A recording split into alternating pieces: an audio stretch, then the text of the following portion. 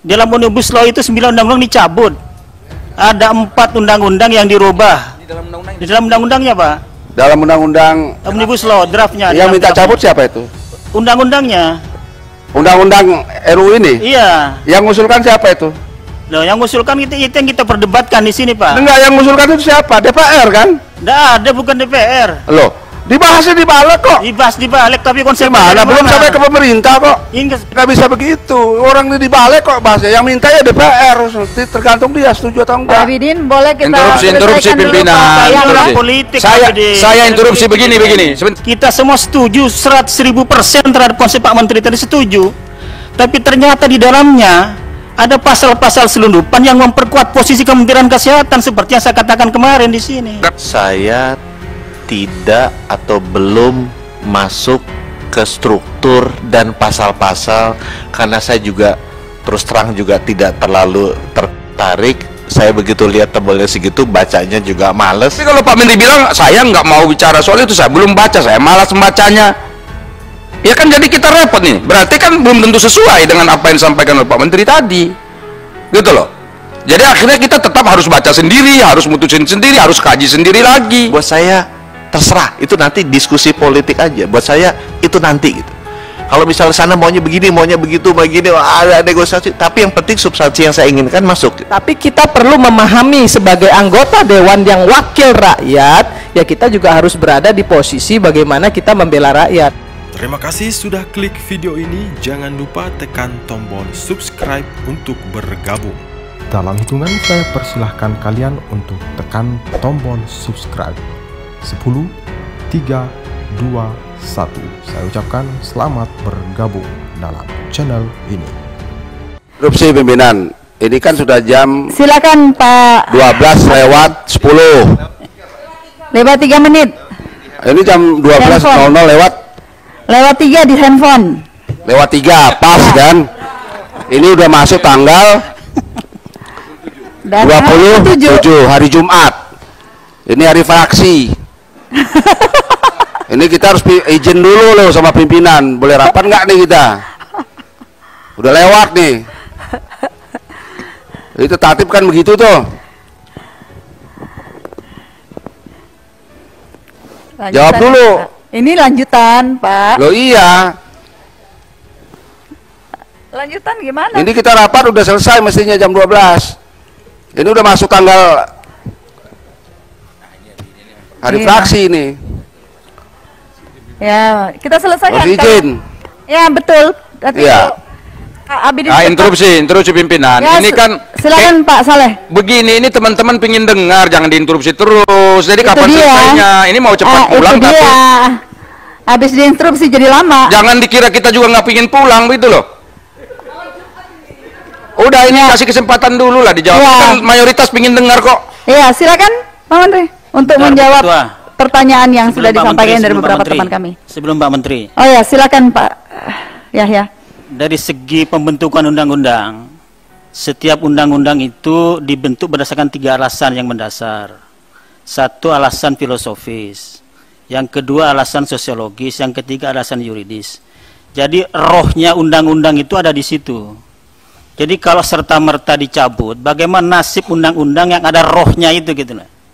Tadi Pak Salim mengatakan ada 9 undang-undang.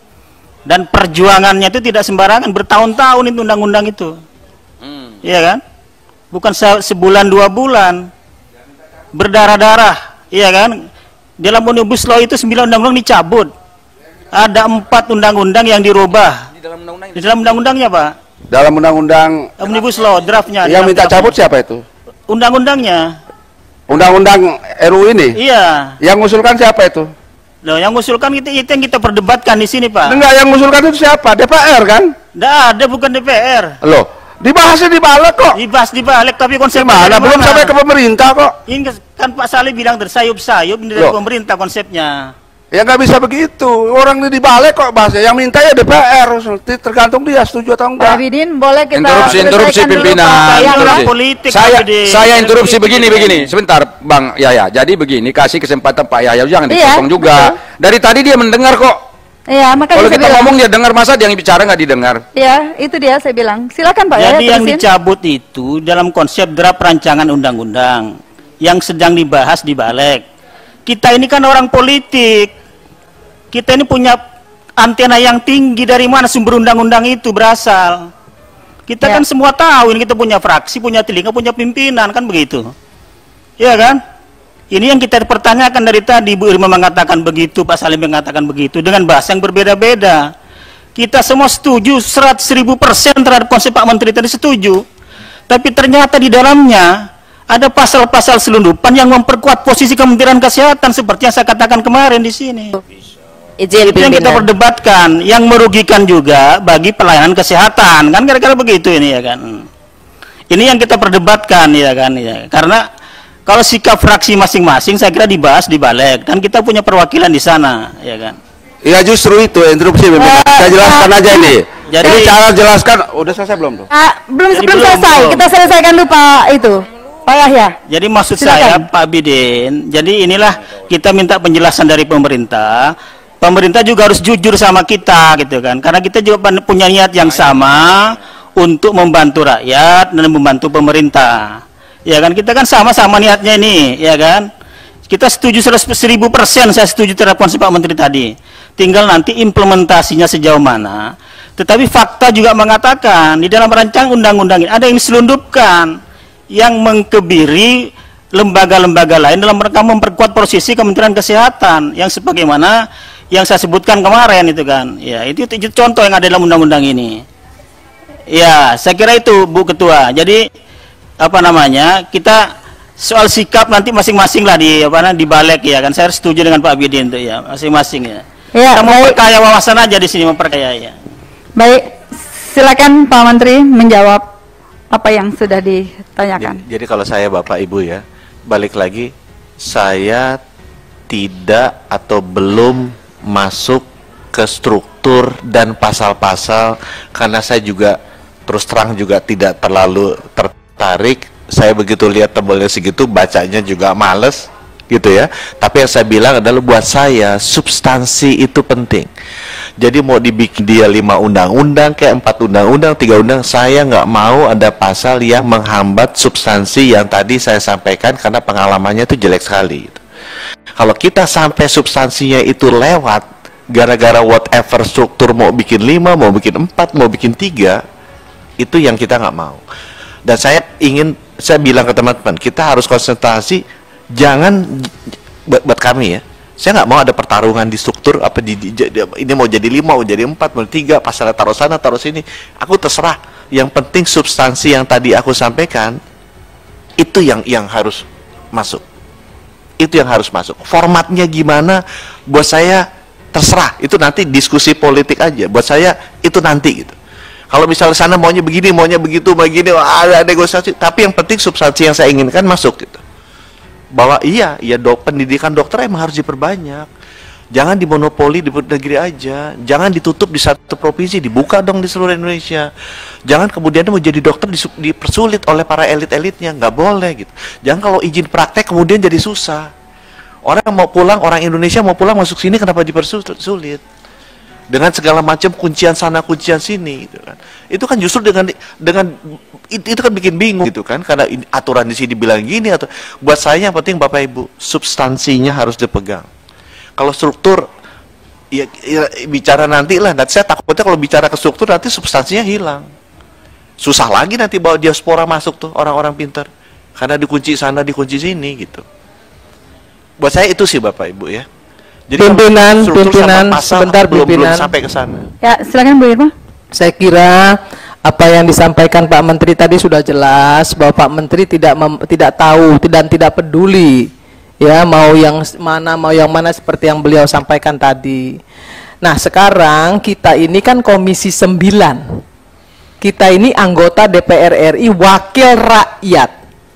Maka kemudian kita perlu tahu bagaimana standing point dari pemerintah. Bukannya kita mau mengadili pemerintah, kita hanya mau tahu standing pemerintah terhadap undang-undang yang mau dihapus itu seperti apa. Sebenarnya itu aja. Jadi kita nggak kemana-mana. Tapi kita perlu memahami sebagai anggota dewan yang wakil rakyat, ya kita juga harus berada di posisi bagaimana kita membela rakyat, itu saja. Seperti yang Pak Yahya dibilang, Bang Saleh tadi bilang juga bahwa kita ini wakil rakyat, jadi kita perlu tahu. Ya, terima kasih. Baik, terima kasih. Izin Bu Irma, sekali aja. silakan Bu Kurniasi. Ya, kita udah mendengarkan penjelasan Pak Menteri yang tidak tahu, tidak terlibat sama sekali. Saya hanya ingin menyampaikan saja Bu Ketua bahwa di meja saya ini ada satu dokumen, ya, ada satu dokumen yang di halaman belakang sendiri, lembarannya itu judulnya adalah RUU Kesehatan yang diusulkan oleh Badan Legislasi DPR sejalan dengan transformasi kesehatan Indonesia. Saya hanya ingin menyampaikan itu. Ini dokumen resmi yang disampaikan kepada kita, artinya berarti memang Kemenkes sudah mention bahwa ini sudah sesuai dengan transformasi. Ini ada dokumennya Pak Menteri. Jadi saya hanya ingin menyampaikan itu. Terima kasih. Sebentar, itu dokumen dari mana? Dari Kemenkes. Bu Ketua, saya izin deh, Bu Ketua, sedikit aja nih. Jadi silakan Pak Saleh. Jadi sebetulnya gini, tadi kan apa yang dipaparkan Pak Menteri itu saya katakan sekali lagi sangat bagus. Lalu nanti kalau misalnya kita menyetujui di sini pembahasan Omnibus Law, nanti isinya itu ternyata nggak seperti ini, kan untuk apa? Itu yang mau saya tegaskan tadi, Pak Menteri sudah lihat enggak ini kisi-kisi gitu loh kalau bahasanya itu. Draft itu. Nggak mungkin misalnya pemerintah nggak baca kisi-kisi yang sedang dibahas di sini. Ini undang-undang ini penting sekali. Soal hak rakyat untuk mendapatkan pelayanan halaman 91 ya Bapak Ibu kalau mau lihat ya, yang tadi disampaikan oleh Bu Kurniasi. Halaman 91. Halaman 91 yang materi pertama yang diberikan. Ini ada nih. Bu Jadi Ketua, dibuka, karena kalau Ibu Ketua ya, menyampaikan halaman, saya selesai bicara dulu dong. Ya, silakan Pak Saleh. Sorry, minta maaf. Silakan Pak Saleh. Enggak, ini tertib juga. Ini mau cepat rapat tapi asik bertengkar sendiri. Saya sebetulnya ingin menggali itu saja. Kalau Pak Menteri sudah lihat draftnya isinya seperti itu, dan menurut Pak Menteri undang-undang draft Omnibus Law ini sudah bisa sejalan dengan apa yang disampaikan Pak Menteri, itu jadi pegangan saya. Gitu aja, sederhana itu. Tapi kalau Pak Menteri bilang saya nggak mau bicara soal itu, saya belum baca, saya malas membacanya, ya kan jadi kita repot nih. Berarti kan belum tentu sesuai dengan apa yang disampaikan oleh Pak Menteri tadi, gitu loh. Jadi akhirnya kita tetap harus baca sendiri, harus mutusin sendiri, harus kaji sendiri lagi. Sementara sayup-sayup, kalau kata Pak Yahya tadi yang menyetujui kata sayup-sayup, ini sebetulnya draftnya malah justru dari pemerintah.